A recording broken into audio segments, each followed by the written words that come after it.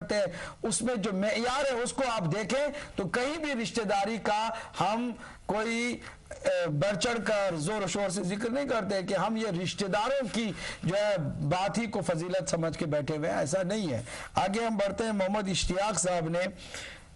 162 خطبہ نمبر 162 کا جو حوالہ دیا گیا اس کے متعلق بات کی ہے۔ ہم انشاءاللہ اس خطبے کو بھی لے کے آئیں گے ناظرین، انشاءاللہ وہ پول بھی جو ہے بہت جلدی کھلے گا، لیکن ہم آہستہ آہستہ تمام کو ترتیب کے ساتھ آپ کی خدمت میں پیش کر رہے ہیں۔ ریاض حسین صاحب منچسٹر سے فرمایا کہ جناب خدیجہ ام المومنین سلام اللہ علیہا کی بیٹیوں کا ذکر ہوا کہ وہ حضور سے عقد سے آنے سے پہلے تھیں، کچھ تاریخ میں ایسی بات ہے بھی، لیکن بات سمپل ہے کہ پھر وہی بات کہ رشتہ داریوں سے، بیٹے بیٹی داماد سسرال ان تمام چیزوں سے بالا تر ہو کر اگر معیار قائم کرنا ہو تو ذاتی اور الہی فضیلتوں کی بنیاد پر معیار قائم کیا جائے۔ اظہر جعفری صاحب عرض کرتا چلوں کہ اہل تسنن اہل شیعہ کے ہاں، بلکہ جو حضرت خدیجہ سلام اللہ علیہا کے بارے میں ہے وہ یہ ہے کہ وہ شادی نہیں تھی، بلکہ بڑی بڑی جو معتبر کتابیں ہیں خود اہل سنت کی، اہل تشیع کی، اس میں فقط یہ، میں پھر دوبارہ اس جملے کو دہراتا ہوں کہ اصل میں انہوں نے بعض چیزوں کو برابر کرنے کے لیے کچھ جو ہے نا وہ ہنگامی جو صورتحال تھی اس کو ایجاد کیا، تاکہ مثلا جو ہے نا فلاں کی تو پہلے جو اتنا ان کا سن تھا، اتنی ان کی یہ تھی، اور یہ جو ہے نا 40 سال، حالانکہ 40 سال میں علماء اہل سنت کا جو ہے نا وہ ان کے بھی نظریات کے مطابق، لیکن حضرت خدیجہ سلام اللہ علیہا کی پہلے شادی جو ہے نا اہل سنت کے بڑے بڑے جو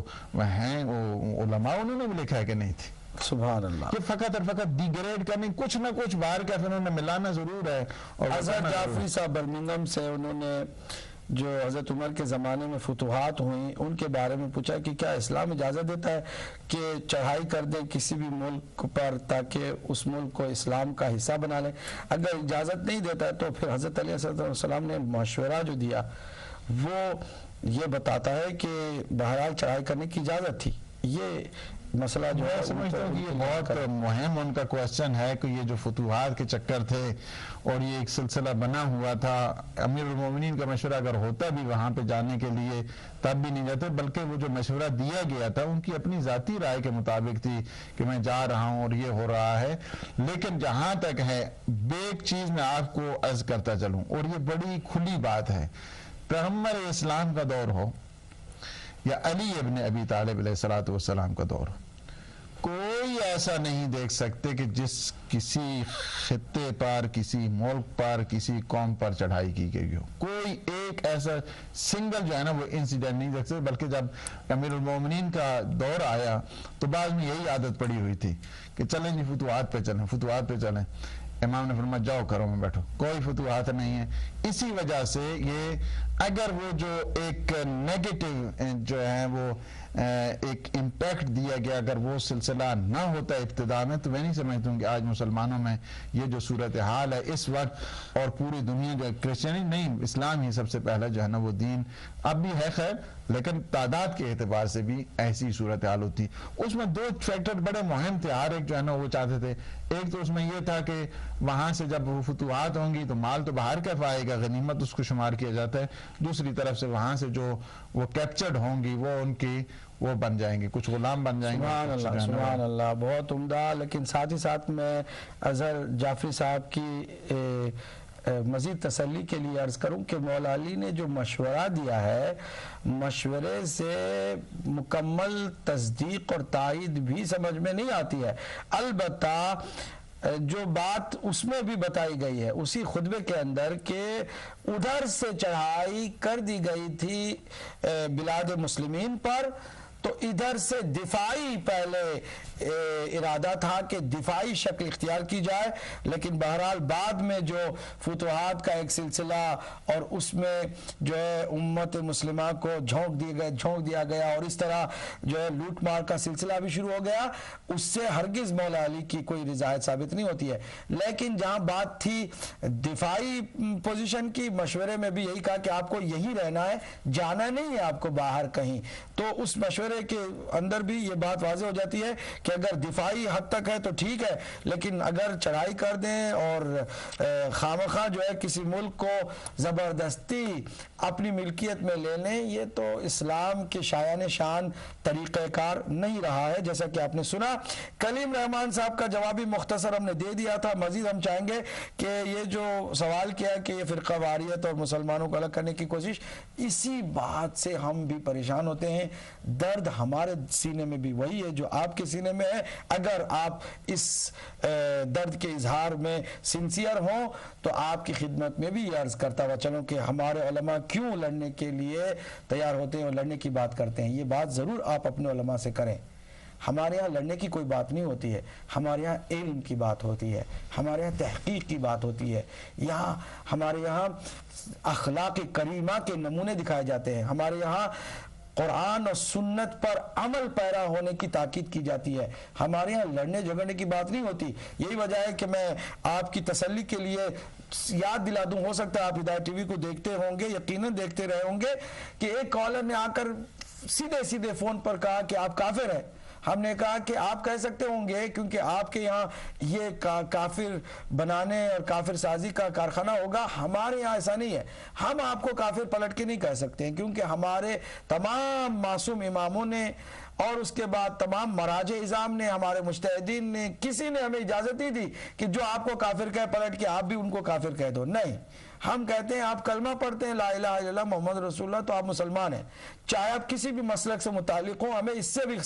سروکار نہیں ہے، جب تک کہ آپ ایک اللہ کے طرف سے آنے والے مکمل نظام کی کھلم کھلا تضحیق نہ کریں تب تک آپ مسلمان ہیں۔ آپ کے لیے آپ کی جان، مال اور آبرو ہمارے نزدیک بالکل ویسے ہی ہے جیسے میرے کسی شیعہ بھائی کی ہے، ہمارے یہاں کوئی فرق نہیں ہے۔ لہٰذا اگر آپ یہ لڑنے کی جو بات آپ کر رہے ہیں، ایسا کیوں کرتے ہیں، تو ضرور علماء سے پوچھئے، ان علماء سے کہ جو غلط فہمیاں پیدا کرتے ہیں، کسی مسلک کو بلڈوز کرنے کی کوشش کرتے ہیں اور کسی کو کافر گردانے کی کوشش کرتے ہیں، یہ کہتے ہیں کہ ان کے پروگراموں کو نہ دیکھو، ان کے گھروں میں نہ جاؤ، ان کی شادیوں میں شرکت نہ کرو، حتیٰ کہ جنازوں میں بھی شرکت نہ کرو۔ یہ جو پابندیاں لگاتے ہیں نا، جو نفرتیں پھیلانے والی باتیں ہیں نا، جو تعصب کی باتیں ہیں نا، یہ باتیں واقعاً بھی رک جانے چاہیے، ختم ہونا چاہیے۔ ہمارے یہاں کبھی بھی نہیں، ہم کسی بھی اہل سنت کے جنازے میں شرکت سے نہ تنہا نہیں روکتے ہیں، بلکہ کہتے ہیں اگر آپ کو اللہ نے توفیق دی اور آپ کو موقع ملا اور آپ کو خبر ہوئی تو آپ ضرور جائیے۔ جو کلمہ لا الہ الا اللہ محمد رسول اللہ کا معتقد ہے وہ ہمارے نزدیک مسلمان ہے۔ کلیم رحمان صاحب، امید ہے کہ آپ کو یہاں سے جواب بہرحال اچھا ملا ہوگا۔ یہی جواب اگر ہر جگہ سے مل جائے تو کیا بات ہے۔ ہم ناظرین سے اجازت چاہیں گے، لیکن اگلے پروگرام میں جو ہم بات کرنے جا رہے ہیں وہ سورہ رحمان کی پہلی آیت کو لے کر کے مغالطہ کیا گیا تھا اور پھر غلط بات کی گئی تھی اور غلط حوالے دیے گئے تھے اور جھوٹ بولا گیا تھا، اس کی بھی انشاءاللہ بہت جلد نقاب کشائی ہوگی اور اس حقیقت سے بھی پردہ اٹھا دیا جائے گا تاکہ قرآن کی آیتوں کو آپ اچھی طرح سے قرآن ہی کے آئینے میں اور وارثان قرآن کے آئینے میں سمجھ سکیں۔ ہمیں اجازت دیجیے گا، اگر دعا کرنی ہو تو بسم اللہ۔ کھا گیا اللہم صلی علی محمد وآل محمد، خدا بحق محمد وآل محمد ہمارے ان لمحات کو اپنی عبادت میں شمار فرما، الہی آمین آمین۔ ہمیں جملہ گناہان صغیر اور کبیرہ کو معاف فرما، ہمیں اپنے نیک مخلصین عبادت گزار بندوں میں شمار فرما۔ پروردگار جو مومنین مومنات مسلمان مریض ہیں، پروردگار انہیں بیمار کربلا کے صدقے صحت یاب، شفا کاملہ اور عاجلہ عطا فرما، اور بالخصوص اسپیشل دعا کے لیے کہا گیا سید منصور عباس شاہ ولد غلام عباس شاہ، ان کے دختر ہیں سید روبیل فاطمہ، پروردگار عالم انہیں صحت سلامتی، شفا کاملہ اور عاجلہ عطا فرمائے اور ان کی جملہ حوائج شریعہ کو پورا فرمائے۔ آمین الہی۔ پروردگار ہم سب کے مرحومین کو جوار رحمہ، جوار اسم، جوار سید الشہداء میں جگہ عنایت فرما، عالم اسلام کو سر بلند فرما، اور جتنی طاقتیں چاہتی ہیں مسلمانوں کو آپس میں لڑائیں، پروردگار ان کے شر کو ان کی اپنی طرف پلٹا دے۔ خدا حق محمد وآل محمد ہمارے مولا اور آقا امام زمان قطب عالم امکان کے ظہور پر نور میں تعجیل فرما آمین اللہم عجل فرجہ وسہل مخرجہ وجعلنا من انصارہ وآوانہ ربنا تقبل منا انکا انت السمیع العلیم جاء محمد وآلہ الطاہرین۔ بہت بہت شکریہ ناظرین آپ کا کہ آپ لگاتار سنتے رہے، یہ اظہار حقیقت کا سلسلہ جاری و ساری ہے۔ انشاءاللہ المستعان اگلے پروگرام تک کے لیے غور کیجئے گا، توجہ کیجئے گا۔ قرآن بھی ہمیں تحقیق کا حکم دیتا ہے اور سنت میں بھی یہی ملتا ہے کہ آپ اپنی عقل کو بروکار لائیں، کسی کی باتوں میں نہ آئیں۔ ہدایت ٹی وی سے جو بھی پروگرام ہو رہا ہے اس کو بھی آنکھ بند کر کے نہ سمجھیں، نہ حاصل کریں، بلکہ اس پر بھی غور کریں، اور ہمارے جو حوالے ہم نے دیے ہیں اس کو ڈبل چیک کر لیں تاکہ آپ کو تسلی مل جائے۔ اس طرح اطمینان حاصل کریں اور جو صحیح بات ہے اس کو اپنا لیں، جو غلط بات ہے اسے چھوڑیں، چاہے وہ غلط بات ہماری گزشتہ نسلوں سے ہمیں چلی آ رہی ہو اور ملتی رہی ہو۔ ناظرین اپنا خیال رکھیے گا اور ہمارا بھی یقیناً خیال کیجیے گا، جب دعا کیجیے گا دعاؤں میں ہمارا بھی نام شامل کر لیجیے گا۔ اور کل ہماری دوسری اینیورسری کا دن ہے۔ ہم ہدایت ٹی وی کی اس عظمت کو سلام کرتے ہیں اور آپ ہی لوگوں کے تعاون سے کہ 2 سال اس کے تمام ہوا چاہتے ہیں۔ کل انشاءاللہ اس تقریب میں بھی یقیناً آپ سے ملاقات ہوگی۔ تب تک کے لیے اجازت دیجیے گا۔ والسلام علیکم ورحمۃ اللہ وبرکاتہ۔